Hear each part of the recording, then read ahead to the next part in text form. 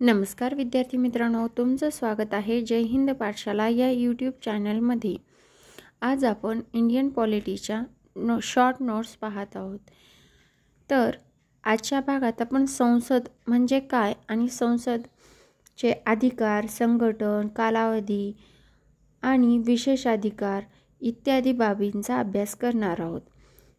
संसद आपण नेहमी ऐकतो की संसद म्हणजे संघराज्याची सरकारी कायदे करणारी किंवा कायदे बनवणारी संस्था आहे। हो, संसद म्हणजे कायदे बनवते, त्याचबरोबर आपला जो कर किंवा आर्थिक पैसा जमा होतो त्यावर नियंत्रण ठेवते, त्याचबरोबर पंतप्रधान मंत्र्यांवर लक्ष ठेवते, लोकांच्या समस्या मांडते आणि संविधानात योग्य पद्धतीने बदल करते। हे कार्य संसदेचं आहे किंवा हे काम करण्यासाठी संसद स्थापन केलेली आहे।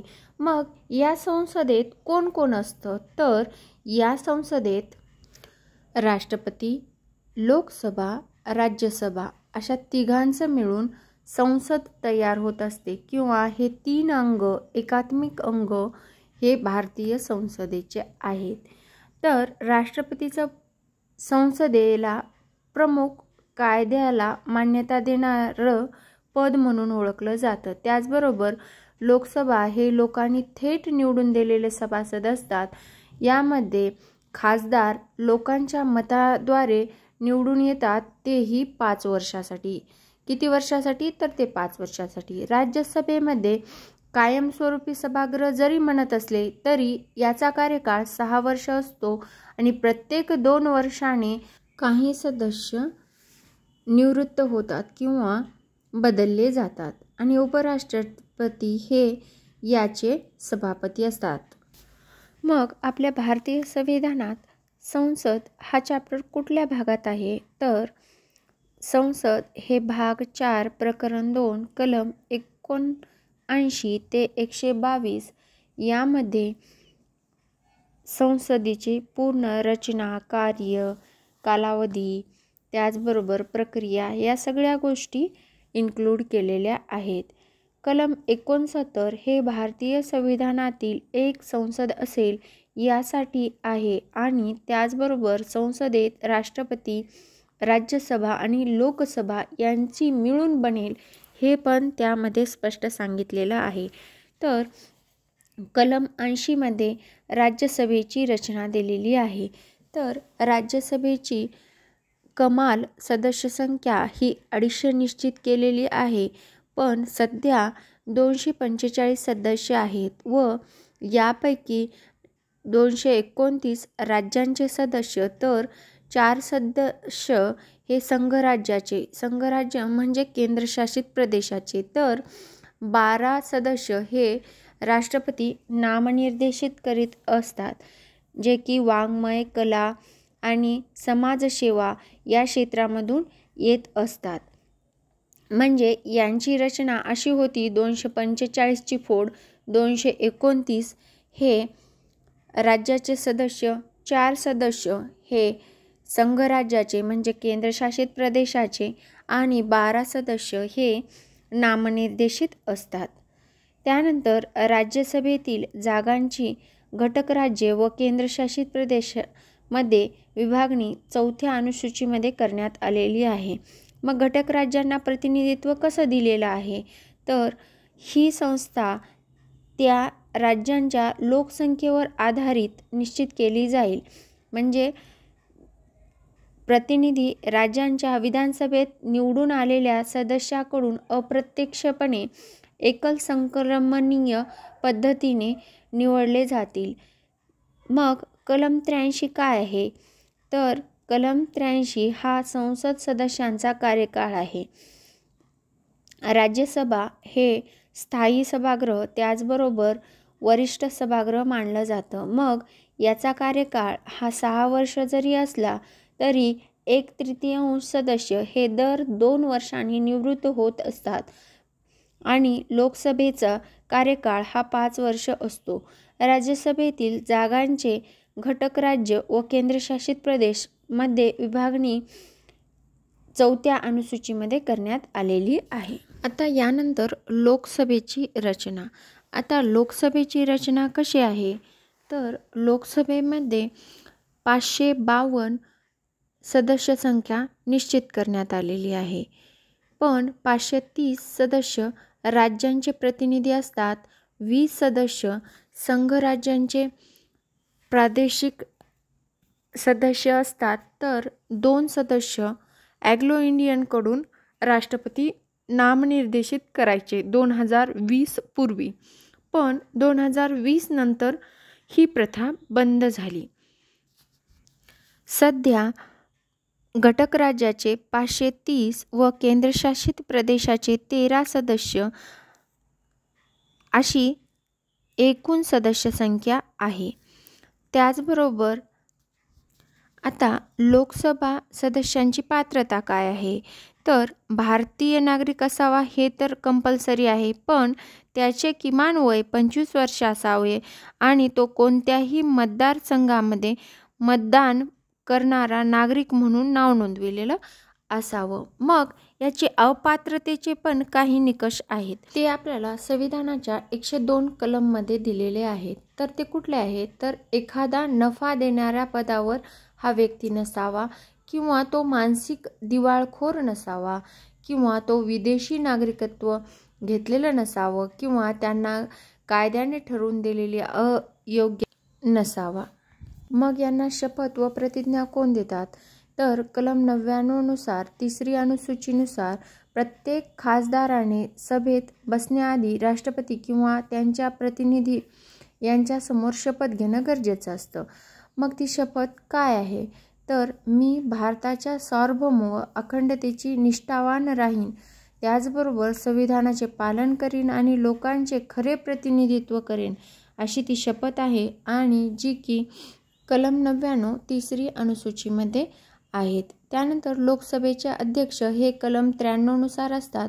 लोकसभेला अध्यक्ष व उपाध्यक्ष असतात. त्याचबरोबर अध्यक्ष लोकसभेचे अध्यक्षस्थान सांभाळतात, तर लोकसभा सुरळीत चालवण्याची जबाबदारी सुद्धा अध्यक्षाच्या खांद्यावर असते. क्विक पाहायचं झालं तर लोकसभेची रचना ही कलम 81 नुसार असते, तर तिचा कार्यकाळ कलम 83(2) नुसार असतो, तर तिची पात्रता 84 नुसार असते, अयोग्यता 102 नुसार असते.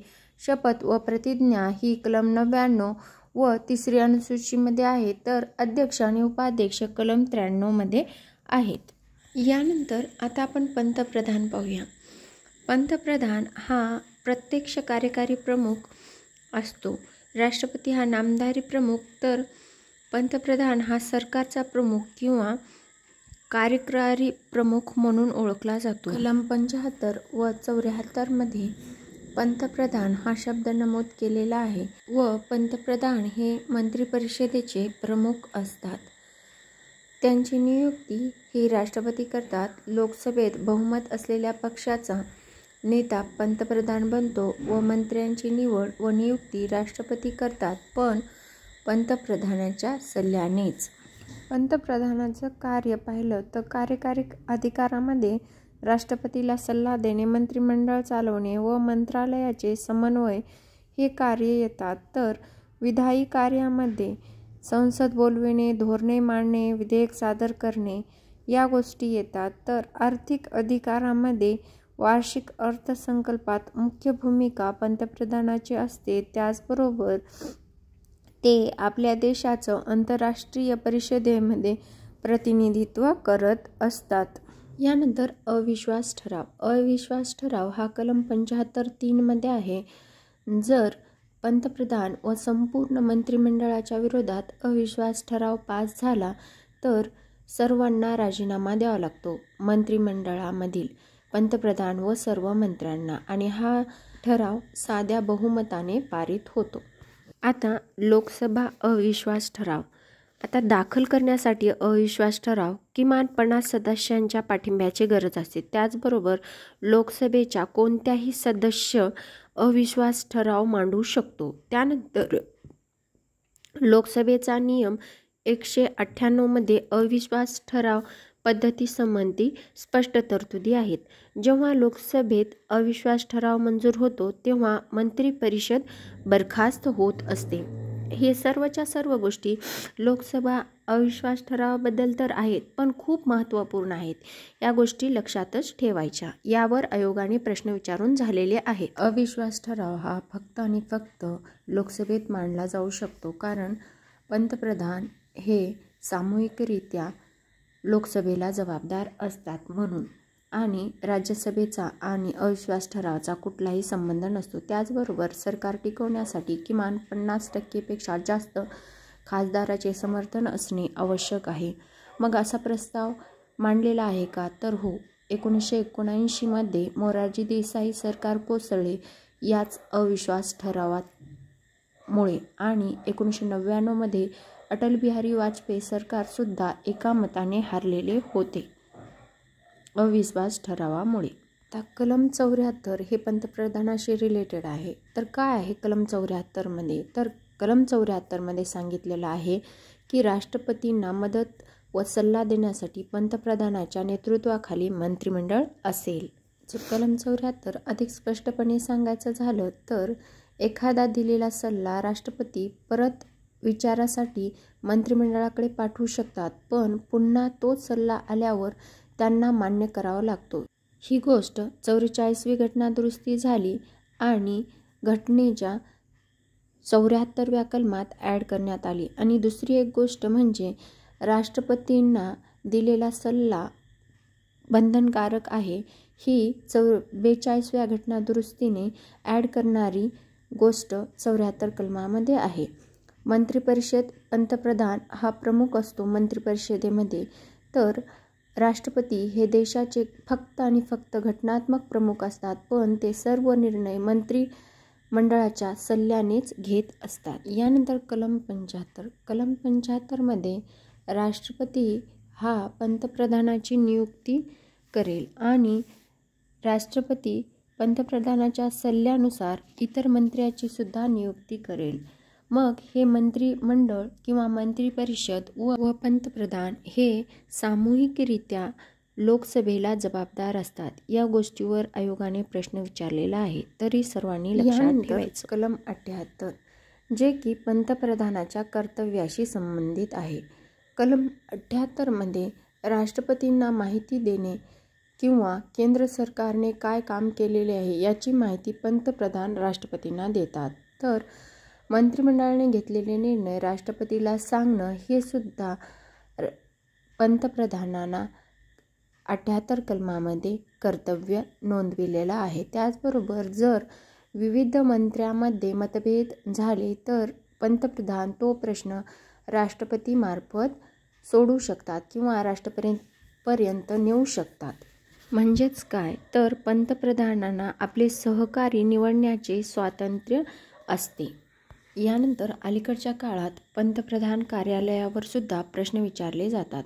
मग पंतप्रधान कार्यालय म्हणजे काय असतं? तर भारतीय पंतप्रधानांना मदत करणारं किंवा कान, डोळे, नाक या सगळ्या गोष्टीचं कार्य करणारं हे पंतप्रधानांचं कार्यालय असतं. या कार्यालयाची स्थापना 1947 नंतर सुरुवातीला पंतप्रधान सचिवालय असं म्हणायचे आणि नंतर 1977 पासून याचे नाव झाले पंतप्रधान कार्यालय किंवा PMO. या कार्यालयाचं कार्य काय असतं किंवा काम काय असतं? तर पंतप्रधानांना दैनंदिन मदत करणे. काय मदत करतात हे कार्यालय? तर निर्णय व धोरणामध्ये मदत करतात. त्याचबरोबर संसद, माध्यमे, लोक आणि इतर देशाशी संपर्क ठेवतात. त्याचबरोबर राष्ट्रपती व राज्यपालाशी समन्वय साधणं हे सुद्धा PMO कार्यालयाचं प्रमुख कार्य आहे. त्याचबरोबर देशातील महत्त्वाच्या प्रश्नांवर पंतप्रधानांना तज्ज्ञ लोकांची माहिती किंवा सल्ला देण्यासाठी संपर्क करून देणे हे सुद्धा PMO कार्यालयाचं महत्त्वाचं कार्य आहे. आणि सर्व किंवा वेगवेगळ्या मंत्रालयाचे कामकाज पंतप्रधानापर्यंत पोहोचवणं हे सुद्धा काम PMO कार्यालयाचं आहे. एकंदरीतच काय, PMO कार्यालय म्हणजे पंतप्रधानाचे डोळे, कान आणि हात होय. हे कार्यालय पंतप्रधानांना माहिती तर देते, कामकाज सोपे करते आणि देशातील धोरण निर्मिती महत्त्वाची भूमिका बजावते.